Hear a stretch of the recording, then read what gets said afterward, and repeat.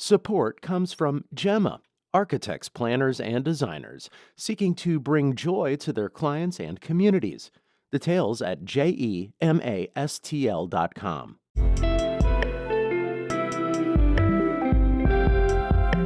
From the St. Louis Public Radio Newsroom, this is The Gateway. It's Monday, August 18th. I'm Arla Kouziz. Light pollution means most Americans can't see the Milky Way anymore. It's also hurting wildlife, including birds. When I would have some late nights working in the lab, I would go outside and it would be midnight or 1 a.m. and the birds would be chirping. It was pretty unsettling, actually. We'll meet people who are working to rein in light pollution. That story coming up after this news on The Gateway. Today is the first day of school for many St. Louis area students. That includes the nearly 900 students from Confluence Academies that were impacted by the May 16 tornado. Director of Student Support Services Leslie Mohammed says school provides a sense of stability and routine for students who have faced a lot of uncertainty after the storm. So I think the support of seeing smiling faces, the support of parents knowing that we're here, I'm anticipating that we'll be prepared to support them in any needs that they have. Attendance is top of mind for school leaders across the city during the first week of school, as the number of families impacted by the storm remains unclear. The National Transportation Safety Board has issued its preliminary report on a helicopter crash near Alton that killed 2 people earlier this month. The federal agency's initial releases contain a summary of factual information and witness accounts collected shortly after the crash. They don't assign a cause or conduct analysis. According to the report, a witness said an electrical lineman and helicopter pilot were attempting to attach safety marker balls on a power line over the Mississippi River. As the pilot brought the helicopter closer, the tail of the aircraft struck the power line. The witness was on a nearby tugboat and says parts of the helicopter's tail fell apart and the craft fell onto a barge. Investigators will review video footage from a camera aboard the tugboat and plan to use sonar equipment to search the riverbed near the crash site. The Missouri Gaming Commission awarded 2 coveted sports betting licenses on Friday. And as St. Louis Public Radio's Jason Rosenbaum reports, the commission's decision was somewhat of a surprise. The Gaming Commission can only award 2 mobile sports betting licenses to operators who don't have an agreement with a sports team or casino. Commissioners picked DraftKings and Circus Sports for those licenses. FanDuel failed to make the cut.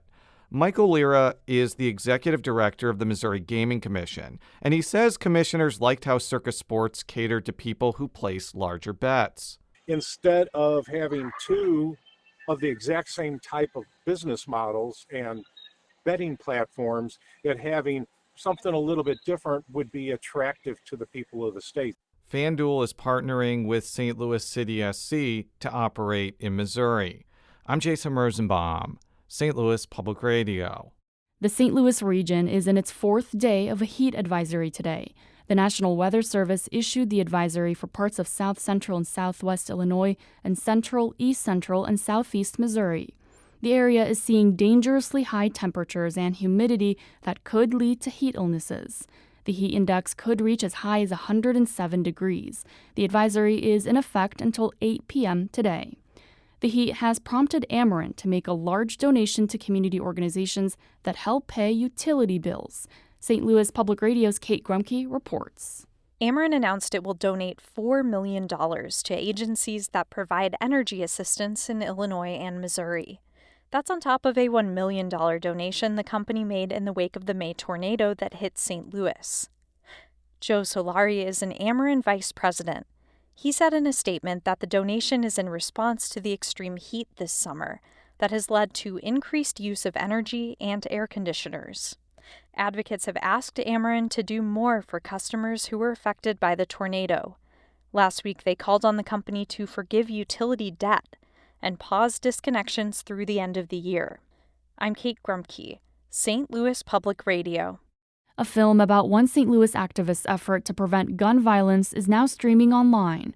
St. Louis-based Ben Shawley directed the documentary called Catching Bullets. Filmmakers shot footage during the coronavirus pandemic when rates of violence spiked. The documentary follows local activist Darren Seals as he opens a youth mentoring center in a former church. Director Shaw Lee says that most people hear about gun violence in 90-second clips on the nightly news. One of the things that a feature film can do with 90 minutes of time is it can really connect you to people who are on the screen and make you understand something more deeply, but also, feel it in a way that might move you to act. Shaw Lee was a guest on St. Louis on the Air.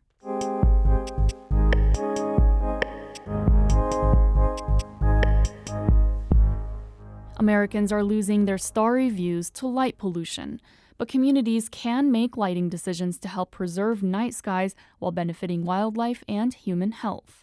Harvest Public Media contributor Celia Yopis Jepson explains.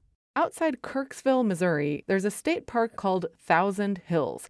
It's the 12th place in the world to earn a special title, Urban Night Sky Place. It feels great. It was a lot of work. That's Ryan Persinger, the park superintendent. He and his coworkers are reducing light pollution by installing better fixtures and bulbs. The point of this certification is not to just get rid of all of the lights, because we want lights on the ground so we're safe. We just don't want them pointing up so we can't see the sky, or pointing in our eyes so we can't see it all. Persinger is referring to one of the most important concepts in a growing movement to bring back starry skies. A lot of the wattage that homeowners, businesses, and public agencies use outdoors doesn't actually help us see. For example, picture a lamppost with a glass globe on top. It shines a good chunk of its light into the sky. That portion never reaches the street and sidewalk. Instead, it just escapes upward. Another portion of the light shines out of the lamppost horizontally and ends up hitting people right in the eye and messing with their vision. That's called glare. Thousand Hills State Park is switching to fixtures that are designed to avoid the sky and your eyes. Fixtures with shields that angle the light downward. They also are the warm color, so more orange than that bright, obnoxious white-blue light. Those amber bulbs are less disruptive to wildlife and to human sleep. At nearby Truman State University in Kirksville, similar changes are underway, led by faculty and students who have pulled together nearly $100,000 in grants for this.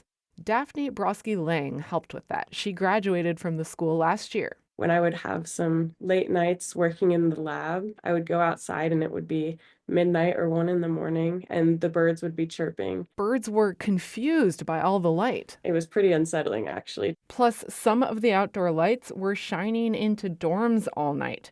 As more lights get fixed on campus, it addresses problems like these. The retrofits keep the lights where it's needed, on the ground, and use amber LEDs, not white. Overall, they look dimmer when you look at them, but we measured the brightness underneath the lights and we found that on the ground, the illumination level was brighter. Changes like this could also spell real energy savings if they become the norm. Dark Sky International, the advocacy group that certified Thousand Hills as an urban night sky place, estimates wasted outdoor light adds up to 21 million tons of carbon dioxide annually for the U.S. Vayujit Gokhale is an astronomy professor at Truman and a board member of Dark Sky's Missouri chapter. For anyone who wants to improve their outdoor lights at home, he says, the 3 steps are good fixture, low lumens, and then amber colored low temperature. So for the fixture, get one with an opaque cover to angle the light downward. For lumens, that refers to a bulb's brightness. Don't go brighter than you need. Try using lower lumens on your porch, for example, and see what you think. There is some subjectivity there, right? What you consider low or what I consider low may be different. And that's fine, right? You're doing it for your front porch. But be conscious about that. Next, for color temperature, Gokhale says look for a Kelvin number on the bulb package, and lower is better. About 2200, 2700 Kelvin lights, certainly below 3000 Kelvin, or just look at the color, and the more amber colored it is, the better off you are, generally speaking. One last rule of thumb, he says, make sure outdoor lights have a purpose. Remove the ones that don't, or turn them off when they're not being used. For Harvest Public Media, I'm Celia Yopis Jepson.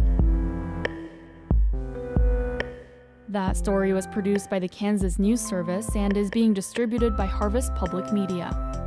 The Gateway is a production of St. Louis Public Radio, a listener-supported service of the University of Missouri St. Louis. Music is by Ryan McNeely of Adult Fur. I'm Ola Kuziz, and from the St. Louis Public Radio newsroom, this has been The Gateway.